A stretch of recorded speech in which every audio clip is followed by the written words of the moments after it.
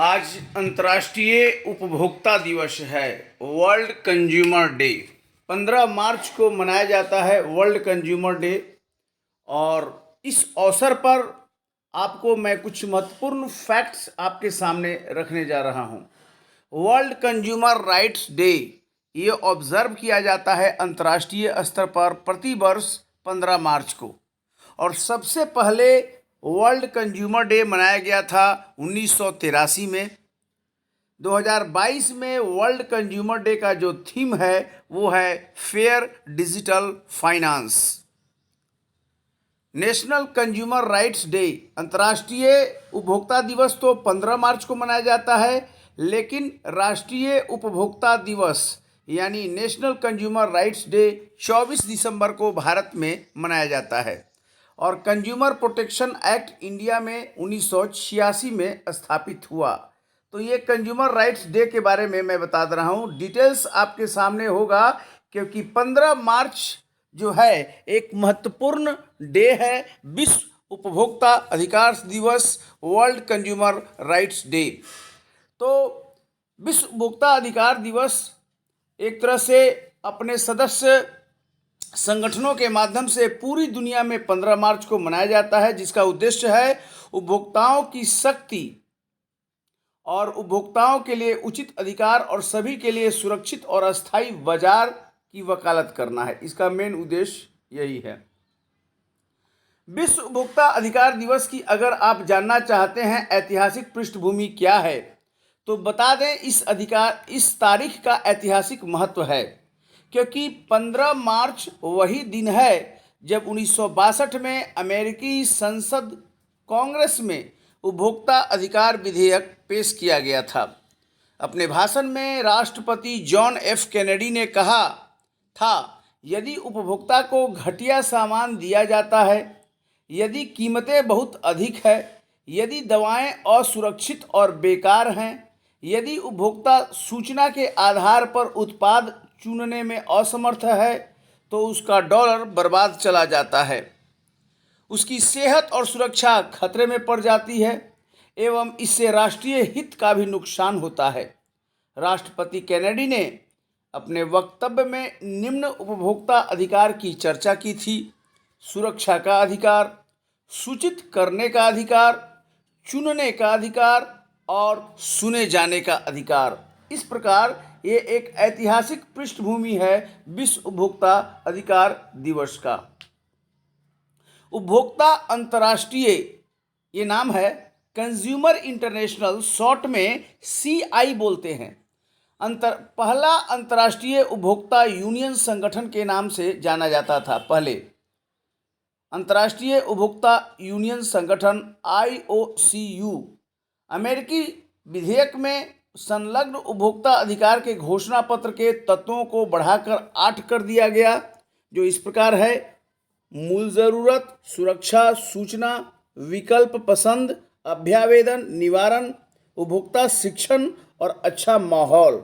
इस प्रकार ये बात यहाँ पर कही गई।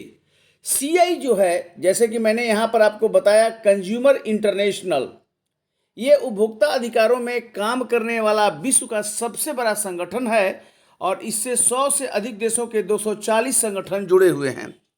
इस घोषणा पत्र का सार्वभौमिक महत्व है, क्योंकि यह CI गरीबों और सुविधाहीनों की आकांक्षाओं का प्रतीक है।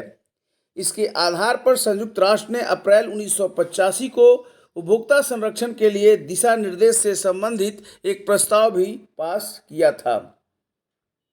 अब भारत की अगर बात करें, भारत में उपभोक्ता संरक्षण कानून, कंज्यूमर प्रोटेक्शन लॉ क्या है, तो अप्रैल 1985 को उपभोक्ता संरक्षण के लिए दिशा निर्देश से संबंधी एक प्रस्ताव पारित किया गया था भारत में। इस प्रस्ताव के हस्ताक्षरकर्ता देश के तौर पर इसके दायित्व को पूरा करने के लिए उपभोक्ता संरक्षण अधिनियम 1986 में लाया गया। भारत की संसद ने दिसंबर 1986 को यह कानून बनाया, जो 15 अप्रैल 1987 से लागू हो गया और इसलिए 15 अप्रैल 1987 से लागू हो गया। इस कानून का मुख्य उद्देश्य उपभोक्ताओं के हितों को बेहतर सुरक्षा प्रदान करना। इसके तहत उपभोक्ता विवादों के निवारण के लिए उपभोक्ता परिषद और अन्य प्राधिकरणों की स्थापना का प्रावधान था। पिछले वर्ष सरकार ने उपभोक्ता संरक्षण अधिनियम 1986 को चेंज करते हुए नया नियम लाया, नया कानून बनाया, उपभोक्ता संरक्षण अधिनियम 2009-19 को पारित किया, जो कि भारत में उपभोक्ताओं के अधिकारों का शीर्ष कानून है। उपभोक्ता संरक्षण अधिनियम 2019 की निम्न विशेषता है। पहली बात, केंद्रीय उपभोक्ता संरक्षण प्राधिकरण CCPA की स्थापना, उपभोक्ता अधिकारों के उल्लंघन और संस्थान की शिकायत की जांच करना इसका काम होगा। असुरक्षित वस्तुओं और सेवाओं को वापस लेना, अनुचित व्यापार और भ्रामक विज्ञापनों पर रोक लगाना, भ्रामक विज्ञापनों के निर्माता, समर्थक, प्रकाशक पर जुर्माना करना, ये इसका दायित्व होगा। सरलीकृत समाधान प्रक्रिया, समस्या का समाधान कैसे होगा उसको सरल किया गया। आर्थिक क्षेत्राधिकार को बढ़ाया गया। जिला आयोग, जो उपभोक्ता जिला आयोग है उसका 1 करोड़ तक समाधान कर सकता है। जो उपभोक्ता राज्य आयोग है वो 1 करोड़ रुपए से 10 करोड़ रुपए तक कर सकता है, और राष्ट्रीय जो आयोग है वो 10 करोड़ से अधिक का कर सकता है। शिकायत दाखिल करने के 21 दिन बाद शिकायत की स्वतः स्वीकार्यता, उपभोक्ता आयोग द्वारा अपने आदेशों को लागू करने का अधिकार है। दूसरे चरण के बाद केवल कानून के सवाल पर अपील का अधिकार, उपभोक्ता से आयोग से उपभोक्ता द्वारा संपर्क की आसान प्रक्रिया, अपने घर से आप फाइलिंग कर सकते हैं, शिकायत कर सकते हैं। ई फाइलिंग की सुविधा है। सुनवाई के लिए वीडियो कॉन्फ्रेंसिंग की सुविधा की गई है।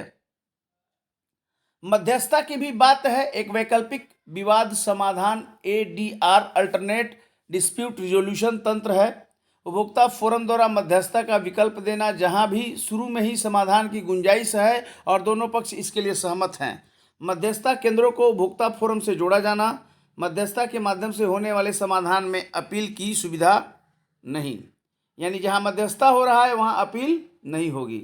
उत्पाद की जिम्मेवारी, ये चौथी बात है। यदि कोई उत्पाद या सेवा में दोष पाया जाता है तो उत्पाद निर्माता, विक्रेता, सेवा प्रदाता को क्षतिपूर्ति के लिए जिम्मेदार माना जाएगा। दोषपूर्ण उत्पाद का क्या आधार होगा? निर्माण में खराबी है, डिजाइन में दोष है, वास्तविक उत्पाद की घोषित विशेषताओं से अलग है, प्रदान की जाने वाली सेवाएं दोषपूर्ण है। इस प्रकार की ये बात है। और इस साल 2022 में जो विश्व उपभोक्ता अधिकार दिवस मनाया जा रहा है उसका थीम है, जैसा कि मैंने शुरू में बताया, fair digital finance. Fair digital finance, ये डिजिटल एज चल रहा है और डिजिटल में ही लेन देन हो रहा है, इसलिए फोकस है कि जो डिजिटल फाइनेंस है वो फेयर हो और लोगों को इसके जो है समझाया जाए, डिजिटल फाइनेंस के बारे में अवेयरनेस दिया जाए। जबकि 2021 में विश्व उपभोक्ता अधिकार दिवस का जो थीम था टैकलिंग प्लास्टिक पॉल्यूशन था। इस प्रकार आज ये विश्व उपभोक्ता अधिकार दिवस है, जिसके बारे में मैंने आपको बताया कि इसका ऐतिहासिक महत्व है और ये पूरे विश्व स्तर पर मनाया जा रहा है। तो इस तरह से एक इम्पोर्टेंट है और इस सभी को समझना है, क्योंकि सभी किसी न किसी रूप में उपभोक्ता हैं। धन्यवाद। Thank you very much.